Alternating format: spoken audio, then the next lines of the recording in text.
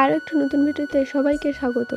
আজকের ভিডিওটি মূলত আমি আপনাদের যে গহনার ডিজাইনগুলো দেখাই সেগুলো কি করে বানাই সেই প্রসেসটুকু দেখানোর জন্য।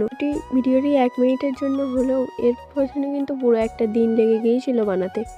বেশ কয়েকদিন ধরে ভিডিও দিতে পারছি না, বাড়ির একজন সদস্য অসুস্থ থাকায় কিছুতেই মন মানসিকতা তৈরি করতে পারছি না ভিডিও বানিয়ে আপনাদের দেখানোর জন্য। তো আপনারা দেখলেন কি করে আমি গয়নাটা বানানোর জন্য মাটিটাকে তৈরি করে নিলাম। এরপর গহনার ডিজাইনগুলো বানিয়ে রোদ্দুরে দিয়েছিলাম শুকাতে। গহনাটা যেন লাল রঙের পরে, তাই এই গহনার উপরে আমি অল্প ঘুঁটে দিয়ে দিয়েছিলাম। কালো করে পোড়াতে চাইলে কাঠ দিতে হতো, কিন্তু আমি কাঠটা দিইনি আর গহনাটাকে লাল করে পুড়িয়েছি। তবুও বেশ কয়েকটা দেখুন কালো কালো হয়ে পুড়েছে। ওই জায়গাগুলো হয়তো বের হয়ে গিয়েছিল এই মালসাটা থেকে। এবার এই জলের ভিতরে ধুয়ে চেক করে নিতে হবে কোন গহনাগুলো এখনও গলে যাওয়ার সম্ভাবনা আছে। আজকের মতো এতটুকুই, দেখা হবে পরের ভিডিও।